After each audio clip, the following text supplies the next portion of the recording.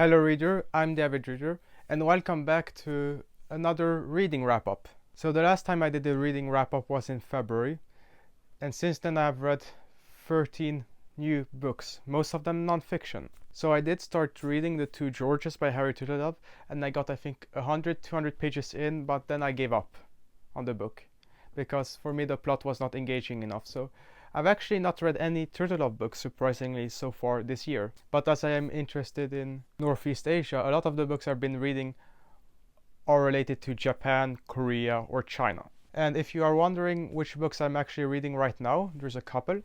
So I am reading Pachinko by Min Jin Lee. I've read most of it so far, and I'm currently enjoying this book quite a lot. It's about a Korean family that moves to Japan, and we see how their lives evolve over the span of the 20th century. So this book starts in the early 20th century. Right now in this book I'm in the 1960s. I've also been reading The Trials of Harry S. Truman by Jeffrey Frank. I've read about half of it so far, but I think I'm gonna take a break from this book because it's a very detailed account of Harry Truman's presidency, which is interesting at times, but it's overwhelming. For now I'm gonna pause reading this book and I may return to it later. So let's move on now to the books I've actually finished reading. So the first book I finished reading is The Third Wave, Democratization in the Late 20th Century, written by Samuel P. Huntington in 1991. Samuel P. Huntington is famous for The Clash of Civilizations, but Huntington actually wrote a much better book a few years before that, which talks about the third wave of democracy, which began in the 1970s, and nowadays it's kind of reversing. But the third wave democratization meant you had democratization in Latin America, East Asia, Eastern Europe, and South Europe.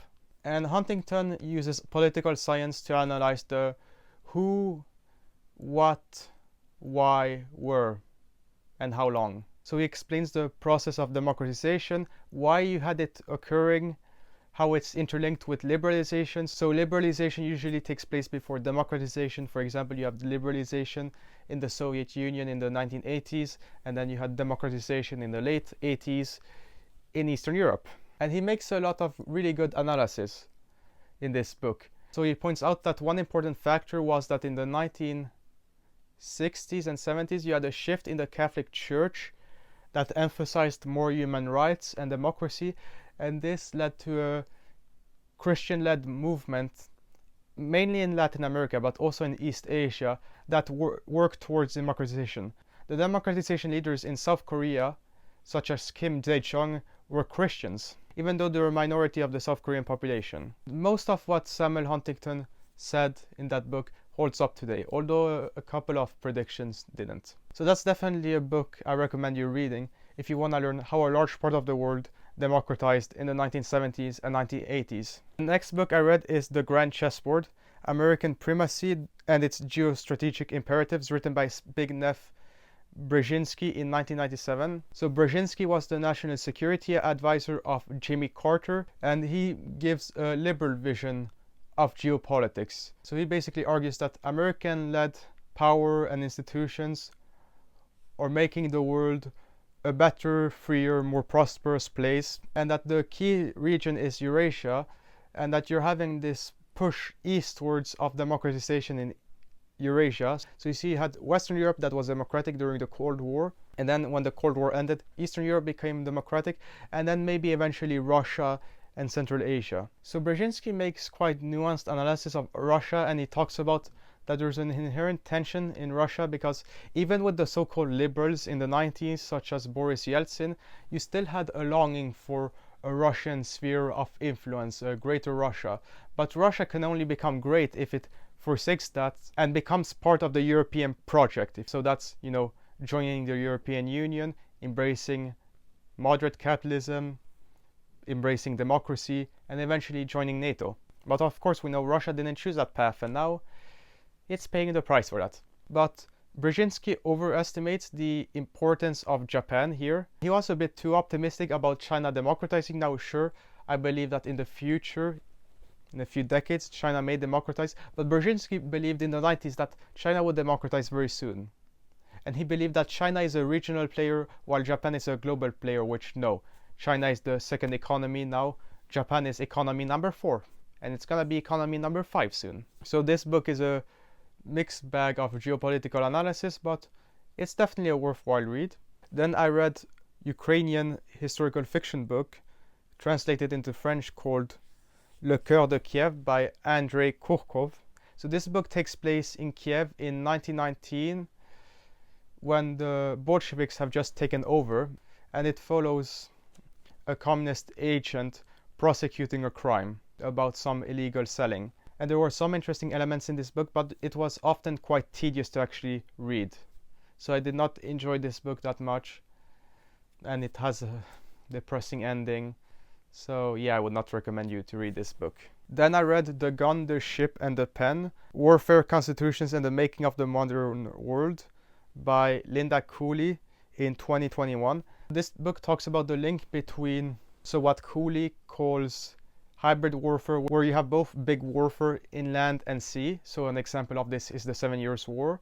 So there's a link between this and then constitution writing, because for big wars you need conscription, Cooley argues, and one way to get citizens to agree to conscription is to issue constitutions where certain of the rights are enumerated, and they also have a parliament that's not necessarily that democratic, but at least it has some democratic elements. So for example, the Meiji Constitution was made in part so that the Japanese were more willing to be conscripted.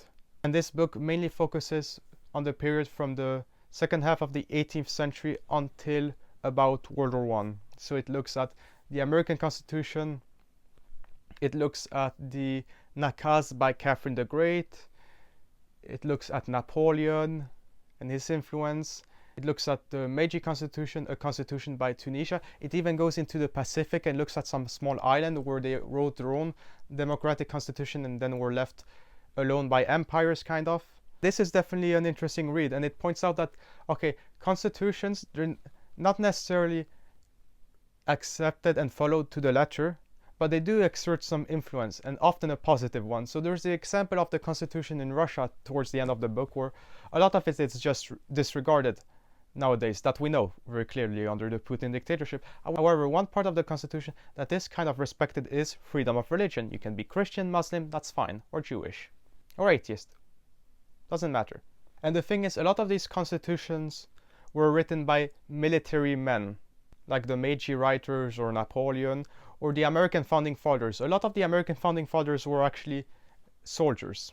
So this is definitely a book I would recommend you to read if you want to learn about constitutionalism and how it's linked to democracy and liberty, but also warfare and conscription, surprisingly.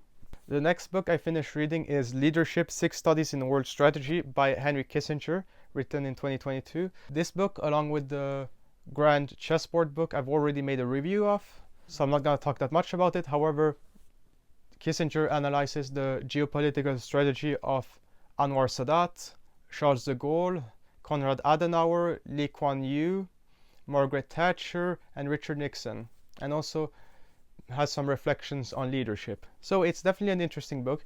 It shows how these leaders, who all in one way or another are kind of both conservatives and liberals, managed to make their country progress. So Egypt, peace with Israel; Singapore, the richest country in Asia basically nowadays; France, de Gaulle stopped having France making a bunch of revolutions; Adenauer got people to trust Germany again; Thatcher revitalized the British economy; and Nixon strengthened American power. So definitely an interesting book, much better than his book on world order. So if you want to learn about these leaders, or if you want to learn about leadership in the Cold War in general, then I would definitely recommend this book. The next book I read is In Defense of Globalization by Jagdish Bhagwati, written in 2004. And this is a book written by an Indian American economist, making the case for, okay, globalization is actually pretty good. It has a human face. A lot of the problems blamed on globalization were already there before globalization came along, and globalization has actually mitigated a lot of these problems. Now, Bhagwati has said that some domestic intervention by the government, such as subsidies, could be good to make people more pro-globalization, and he's also against free flow of capital. Now, I actually wrote a book review of this book for my honors research seminar, and I do agree with a lot of the globalization analysis by Jagdish Bhagwati, but still, for me, he's a bit too left-wing. He, for example, thinks that judicial activism is a good thing, and even though I agree with a lot of the book, it's written in a kind of boring way at times. So, although it was an important book to read, it was also a bit of a bore to read, and it took me several weeks to read this, even though I actually read it in part for university. The next book I read is another Japanese novel I've read this year, which is What You Are Looking For Is in the Library by Michiko Aoyama, written in 2020. This book follows 5 short stories, which are all interconnected with each other through the librarian character. So you have characters, they have a big change in their life, and they go to the library, and then they get a random book recommendation by this librarian, and then that kind of changes their life for a better. And you follow each character for about 50 pages or so, but it was an interesting read. So if you want to read interesting Japanese literary fiction, you should check out What You Are Looking For Is in the Library. Next book I read is Asia's Reckoning, The Struggle for Global Dominance, written by Richard McGregor in 2017. Now, I put off reading this book for over a year and a half, and I shouldn't have, because it was a lot more interesting than I thought. This is actually a history of Japanese-Chinese-American relations from the end of World War II up to today, or 2017. You could say the main country's diplomacy analyzed is Japanese diplomacy, especially vis-a-vis to China. For a long time, Japan was dominated by the Liberal Democratic Party. It was ruled only by this political party for several decades, until the 90s. But you had 2 different factions here. You had the pro-China faction, and you had the pro-Taiwan faction. For a long time, Japan was very pro-Taiwan, and they were kind of angry when they learned that Nixon went behind Japan's back and made a deal with China, with the opening to China in the 1970s, because Japan actually had wanted to maintain relations with China in the 1950s and 1960s, but it couldn't due to American pressure.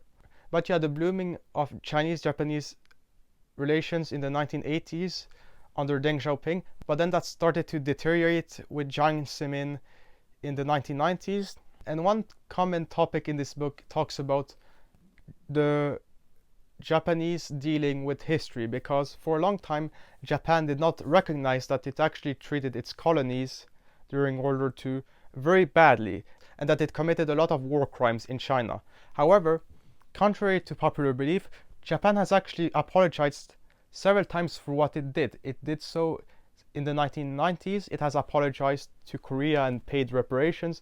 It has apologized to China, and it has recognized that it was bad what they did with the comfort women and the massacres at Nanjing and things like that. Now, the problem with Japan is that you have these Japanese prime ministers that have visited Yasukuni Shrine, which antagonizes Korea and China, because Yasukuni Shrine has deified Japanese war criminals. And you've had some Japanese prime ministers who basically said, oh, Japan did nothing wrong during World War II. But the thing is, no matter how much Japan apologizes to China and Korea, China is never gonna forgive Japan. And China also doesn't really care about Japan and their apologies, because under Zhou Enlai in the 1950s and 60s and 70s, they were like, oh, we don't really care about what you did with the war crimes, because us communists, we acknowledge in China that without the Japanese invasion of China, we would not be ruling China. But now in recent years, with Jiang Zemin, Hu Jintao, and Xi Jinping, they have been making a lot of noise about Japan and basically said Japan should not have any great power ambitions. And Richard McGregor talks about the United States' role in all of this, and he talks about the pivot to Asia under Obama, which wanted an increased American presence in Asia and an anti-Chinese coalition. But Trump ended that, and around 2017 you had a bunch of kind of China-friendly regimes in East Asia, but not Japan. Japan under Shinzo Abe, when Trump was elected in 2016, he rushed to Trump Tower to go to Trump and basically implied, please just protect Japan. because Japan is aware of how much Trump disliked Japan and talked about Japanese cheating of Americans through trade and the trade deficits in the 1980s. So yeah, an interesting diplomatic history of Japanese, Chinese, and Japanese-American relations, and also a bit of Chinese-American relations. So if you want to learn about this topic and also the contentious issue of history in Japan, Korea, and China, then you should definitely read this book. It's written quite objectively. It's not really biased towards any country, I would say. And it actually points out that, yeah, Bush really screwed up in the Middle East, but what his administration did in the 2000s in East Asia was actually quite good. They were the one who began the process of the Trans-Pacific Partnership. Unfortunately, that didn't work out with Trump leaving the TPP. So definitely check out that book if you want to learn about East Asian recent history and geopolitics. Next book, another French book, is Guerre Invisible, Nos Prochains Défis Géopolitiques by Thomas Gomard, written in 2021. This is written by a French international relations scholar, and it basically looks at our future geopolitical challenges, and it does give some thought-provoking discussion and analysis. However, it does have a very strong etatist bias, as this is a French book, and it basically said, oh, Britain used tariffs to get rich, and they were only for free trade when that was better for them than everyone else. So yeah, this book does not believe in universalism, so I didn't quite enjoy it, and it talks about people like Thomas Piketty favorably, so there were good parts of this book, but a lot of bad parts also. The next book I read is actually called 23 Things They Don't Tell You About Capitalism by Ha-Joon Chang, a South Korean economist.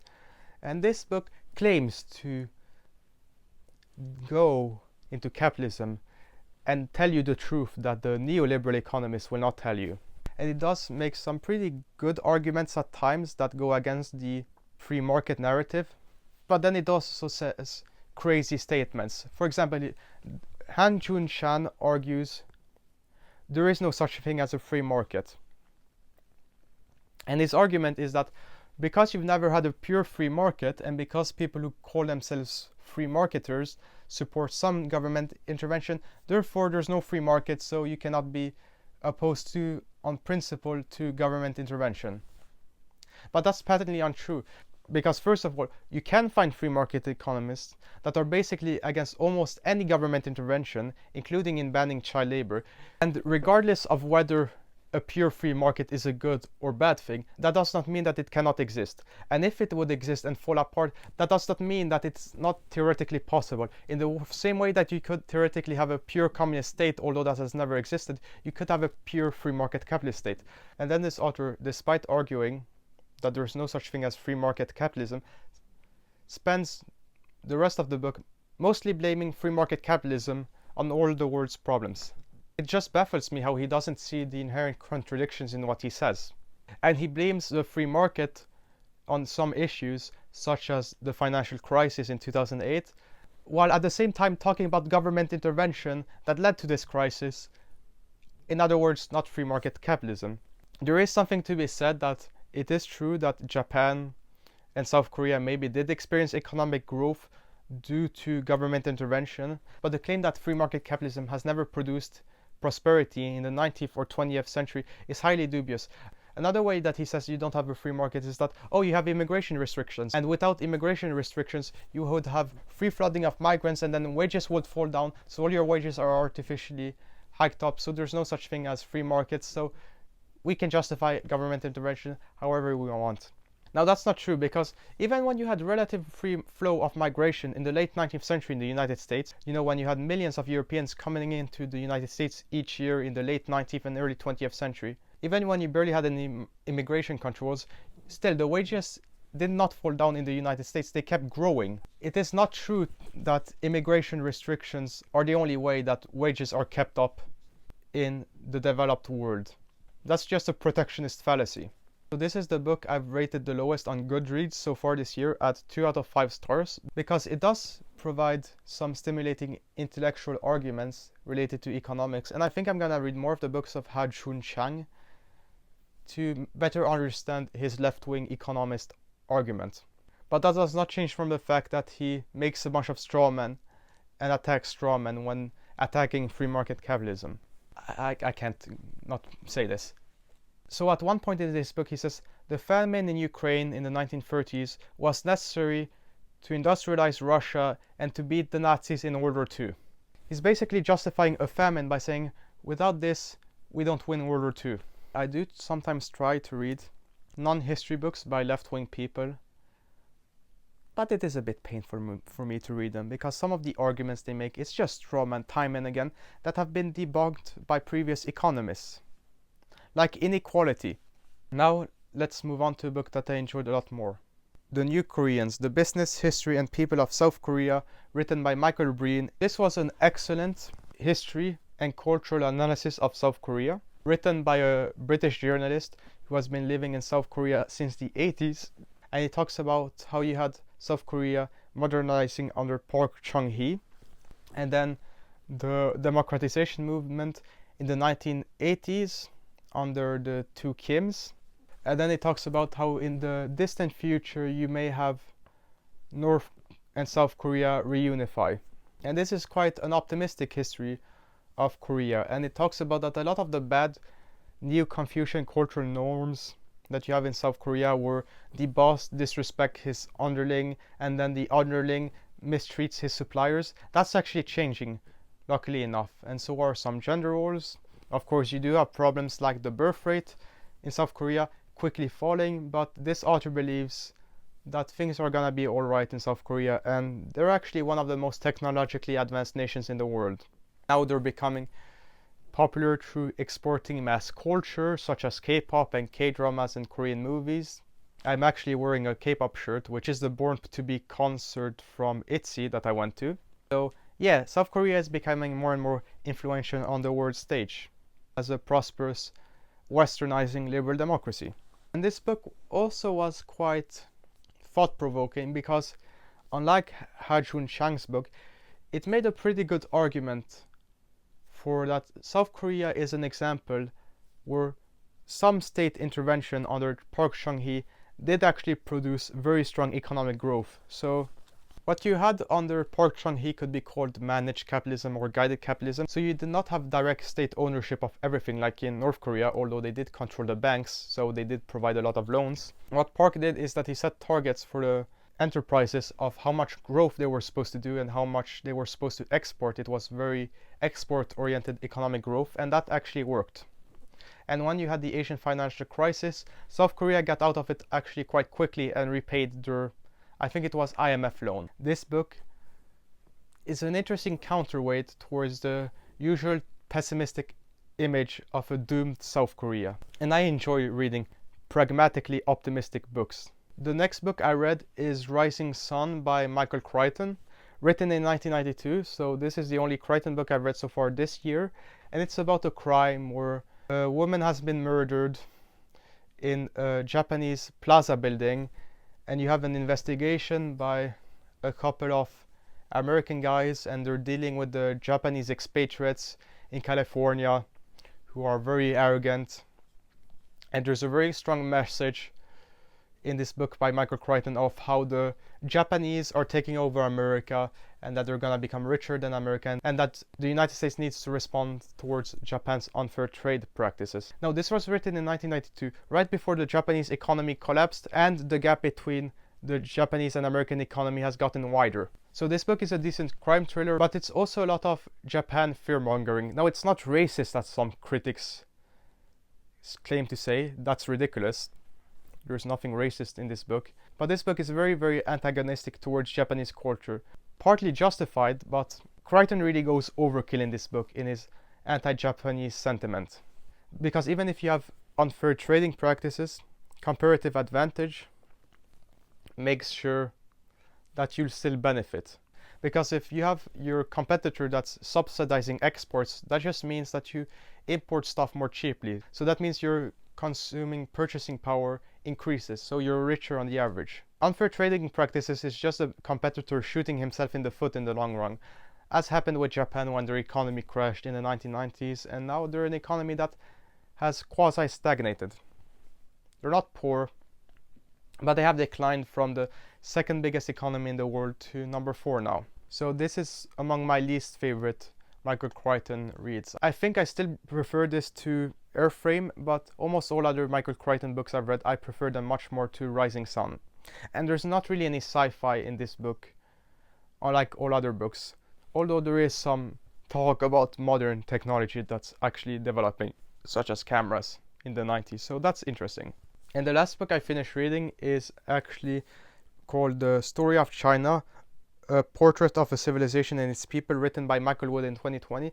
So this is a history of the Chinese civilization, which goes back 4,000 years up to today. It's an interesting book. It is about 500-600 pages, I think, and it focuses mainly on the different Chinese dynasties that united China. So the Zhou, the Qin, the Han, the Zhou, the Tang, the Yuan, the Ming, the Qing, and then you have the Chinese Republic and Mao and the Reform period and Xi Jinping. You learn a lot of interesting Chinese history and the meritocratic bureaucracy, but also the Confucian values, and it also focuses a lot on literature and other stuff.